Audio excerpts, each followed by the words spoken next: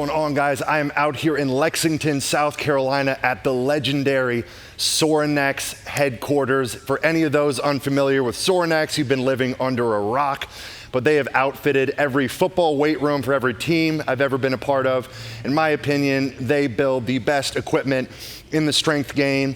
Bert Soren was kind enough to invite me out here. We've got a little collaboration project we're working on, which you guys will see more of here in the coming weeks. But in the meantime, I had to pop into this badass weight room and get a full upper body lift in, which I'm gonna be taking you guys through. We're gonna go through a little bit of a warm up, go through some core work, go through the upper body lift, talk a little bit of training and philosophy, and play with some of the incredible toys that we have in here. So anyway, guys, if you've ever had the opportunity to come out here to attend the Summer Strong conference, what they have going on here at Sorinex from a culture standpoint, from a business standpoint, and just an equipment standpoint is something really special. So shout out to Sorinex, shout out to Bert Soren for having me out. Let's get big. All right, now some of you guys have heard me speak on this point in the past, but I think it's important enough to repeat. I've got a lot of new followers on here, so I just wanted to talk about the value of utilizing a fat bar or an axle bar for your pressing movements. So I'm using an axle here. Now I've got big hands, so that kind of distorts the width of this bad boy, but this is gonna be significantly wider in diameter than a traditional barbell. And because of that wider diameter, it's gonna cover a much wider surface area across the palm, which is gonna distribute the load in a much wider and more even fashion, loading the tendons and ligaments in the wrist, the elbow, and the shoulder much more evenly compared to a barbell, where it's a small diameter and you're clenching your fist down tight and that load is consolidated into a small diameter. Well, now you're getting a ton of tension on all the tendons and ligaments in the wrist, in the elbow, in the shoulder. So for alleviating shoulder and elbow irritation, or just simply preventing it in the first place, same thing with the pec strain, bicep tendonitis, I have found tremendous value in pressing, doing all my pressing movements, strict pressing, incline pressing, flat benching, even doing things like curls with a fat bar or an axle bar. So if you have pain in those areas, consider using this. If you're prone to pain or irritation in those areas, use it preventatively. If you're an athlete in season, absolutely use a fat bar. And if you just want to develop some grown man strength, press on a fat bar.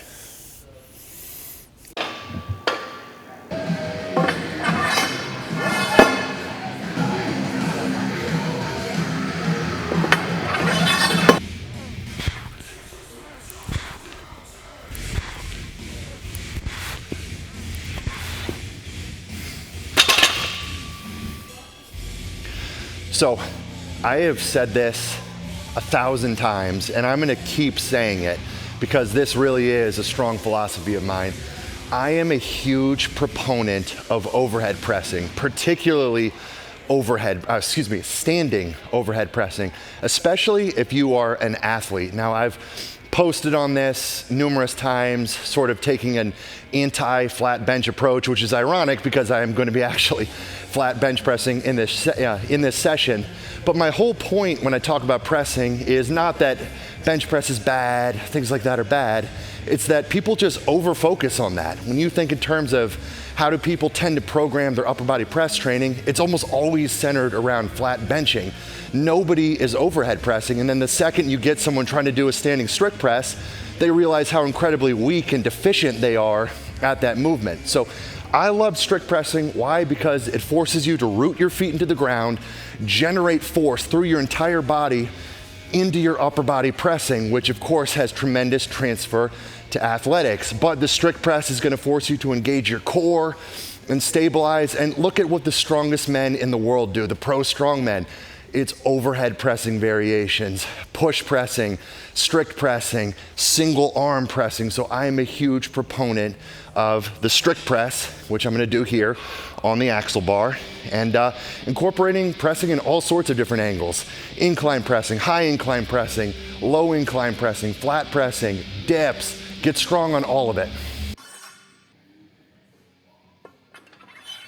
So I'm gonna be pairing all of my strict press sets, or at least my warm-up sets, with pull-ups. Pull-ups are a great complementary exercise for any overhead pressing because it's gonna open up that overhead mobility and just get the lats, the posterior shoulder firing. So every set of pull-ups I'm gonna do, I'm gonna change my grip angle. So I'll go wide, neutral, underhand, wide pronated. I'll get a total of 5 sets, each at a different grip, just really opening up that overhead mobility, hitting different components of the upper back.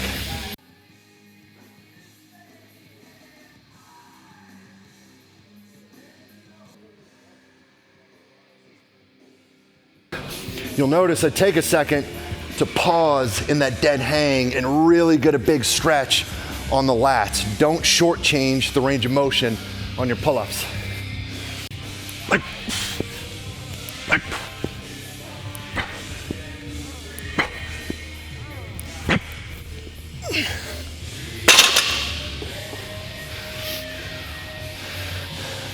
Feel decent today. Had a little high carb day yesterday. It's just 3 weeks out of my diet, so food's still a little low, body fat levels are low. Strength's starting to come back a little bit. As you guys follow along with the content I'm gonna be putting out in the coming months, you'll be following along as I get bigger. So you followed along during the diet phase, getting lean. Now over the course of the next several months, it's time to get big. So follow along.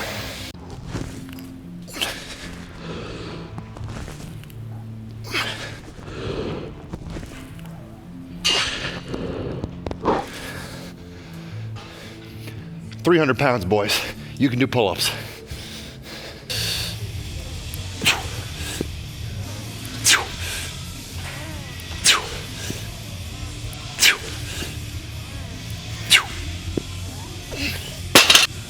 I'm gonna work up to a decent set of 5. I'm not sure exactly what I'll get up to, but we'll jump to 225 and go from there. Try to hit a decent top set, kind of reset a baseline of where my strength is at, and then that sets a framework for, future load selection as I get into this program. This is kind of week 1 for me.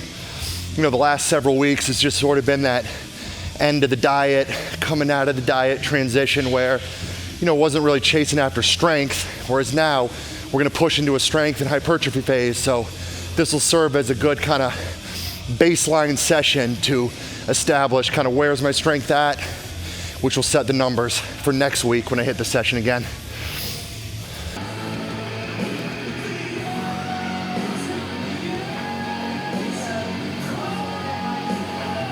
Okay, pull-ups are done, 5 by 5. We're gonna hit 245 in the strict press.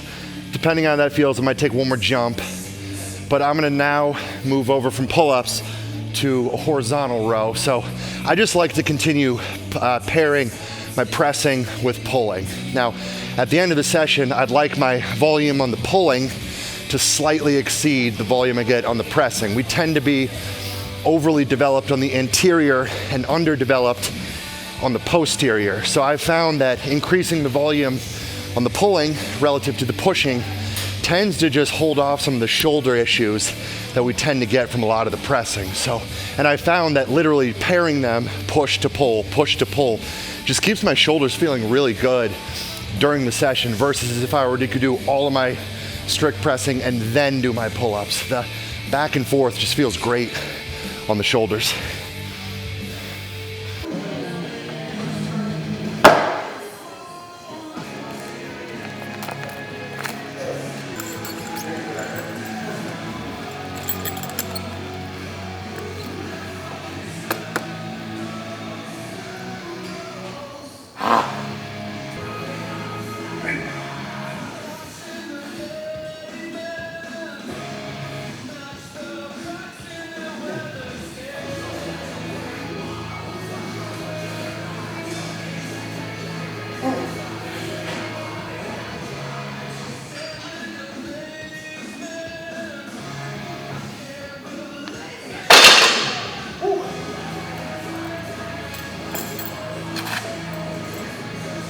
Take that. So the planned exercise for this day was gonna be a landmine corner row, but I'm like a kid in a candy store here in the Sorinex weight room, so I gotta play with some of the toys. So I was looking around and I think we're gonna go with this badass chest supported row machine we got over there. So when in Rome, you gotta take advantage of what you got. For a guy my size, 6'7", 300, there are not many chest supported row machines that I actually fit into. I'm usually like awkwardly feet on the ground, wide stance. This beast is the biggest, sturdiest chest supported row I've ever used. Oh yeah.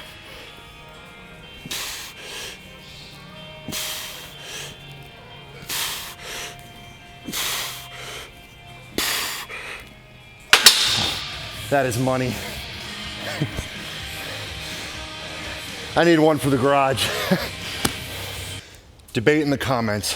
What is the maximum amount of weight acceptable to leave on one side of the bar as you clear the other end? For me, I'm only leaving 2 plates on one end if I'm stripping the other side.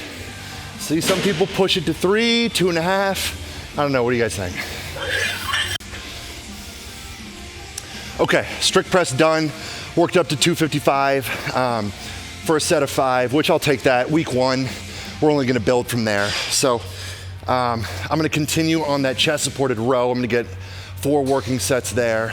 And then in the meantime, I'm gonna pair that with flat bench press. So just using this as an accessory movement right now. And I haven't done much flat bench pressing at all in the last year. And really more than anything, it's just a change up, just to have fun with training again. So as I'm getting back into the strength work, you know, I'm kind of looking at my bucket list. What are some big lifts I'd like to still cross off and hit as I get, you know, into my gain phase and add body weight? I'd love to hit another bench PR, just for me. No other reason other than that. So I'm gonna start incorporating it back into the program. These adjustable handles are freaking money. Yep.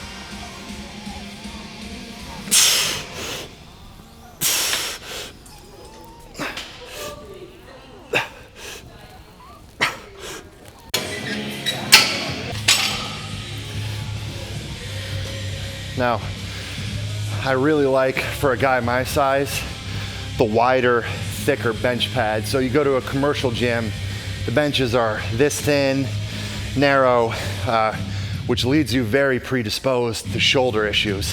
When you don't have full coverage and support underneath your shoulder blades and scapula, that's when issues arise. So getting on a sturdy, durable, wide, thick bench pad like the one they have here at Sorinex feels great on the pecs, shoulders. It's actually just a safer surface to press from.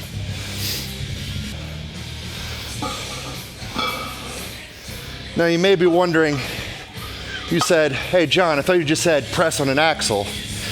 And if I was purely training for general strength, if I was still competing in strongman, I would be. But like I said a minute ago, I've got a specific bench press goal right now, and specific bench press goal has to be performed on a barbell. So I'm gonna train goal specific on a barbell. But generally speaking, if you're just trying to build a bigger, stronger chest and upper body, I would be flat pressing on that fat bar or on that axle.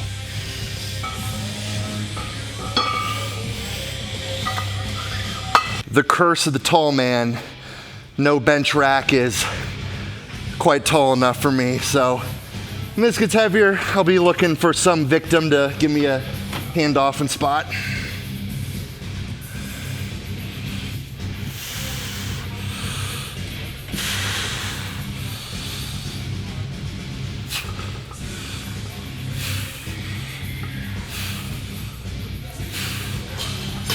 All right, get a little weight on here now. Yep.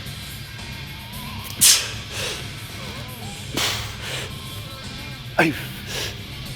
Oh.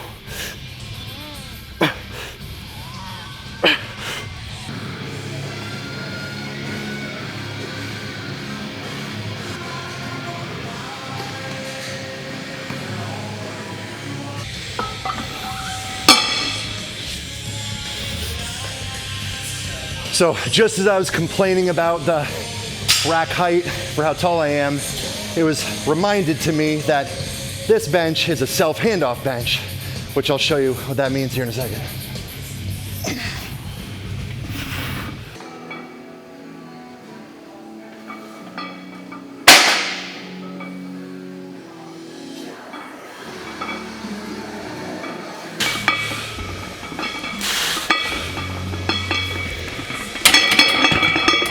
That pull out in front, press, drop away mechanism, incredibly helpful for a guy like me, or really just anyone if you're bench pressing and training alone. I love the smooth bumpers we were pressing on for strict press, but nothing beats the clanking of some iron plates. Music to my ears.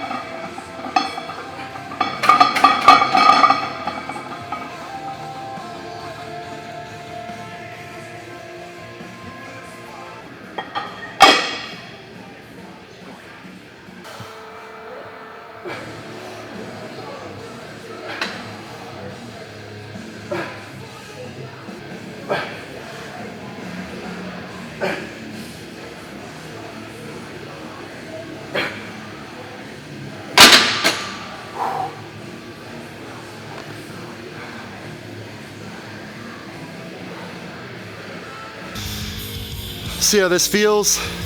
I'm gonna stay a little bit conservative on bench today. Just when you get really low body fat, you're kind of dry in the joints.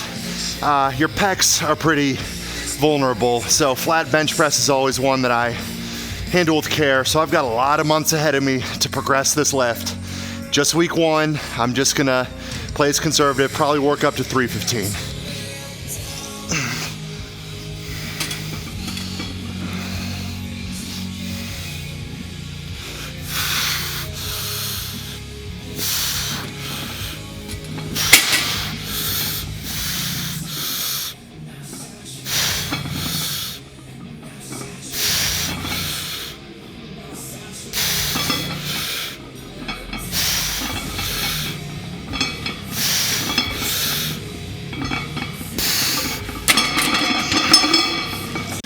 Go 3 biscuits, little set of 6. Good little baseline week one.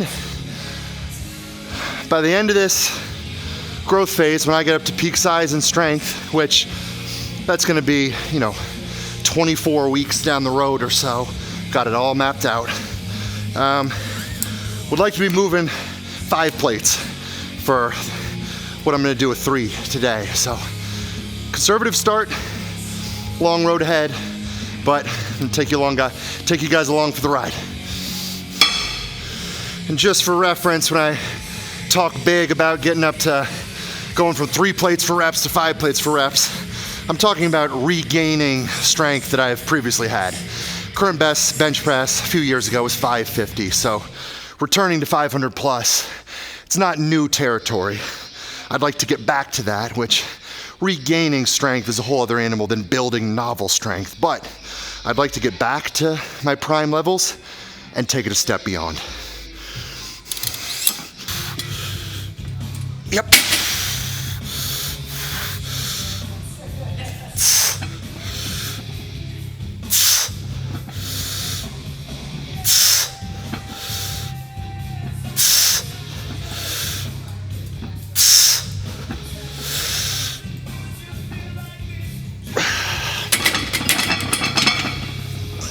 Nice and easy.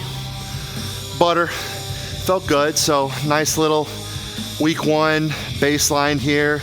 Pre-fatigued after the strict pressing and all the pulling, so good framework to build off of. And as food goes up, body weight goes up, start gaining tissue, strength is gonna come with that. Now, the mistake people make is they start getting big, their size starts to exceed their connective tissue strength a little bit, and that's where you see injuries happen. So load management over the course of this upcoming growth phase is gonna be key for me.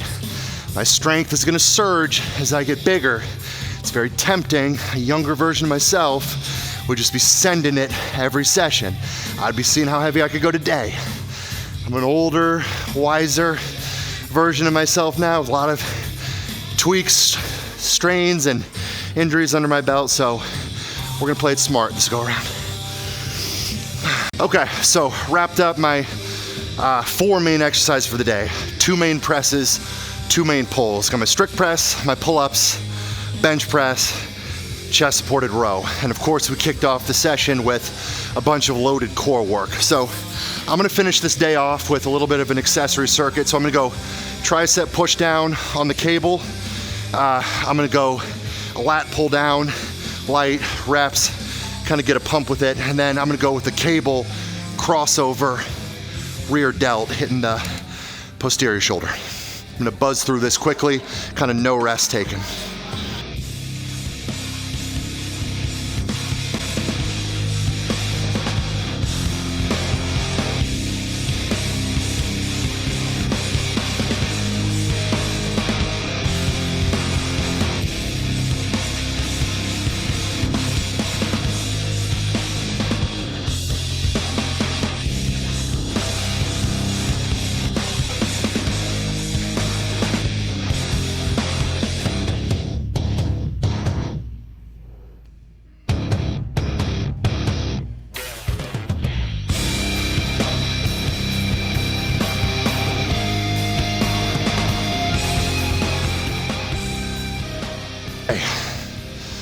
All right, guys, so that's a wrap on this session. So great week 1 here, kind of just getting back into things, coming out of that diet. So, you know, I've spent the last few months just low food, fat loss focused, calorie burning, all that, muscle retention. I'm so excited to get into a phase now where we're building. Food's going up. We're building muscle. We're building strength. So, you know, I was just out with my guys, my pro strongman clients out of Strongest Man on Earth, and just watching my guys, how just big and strong they are and everything they put into their training.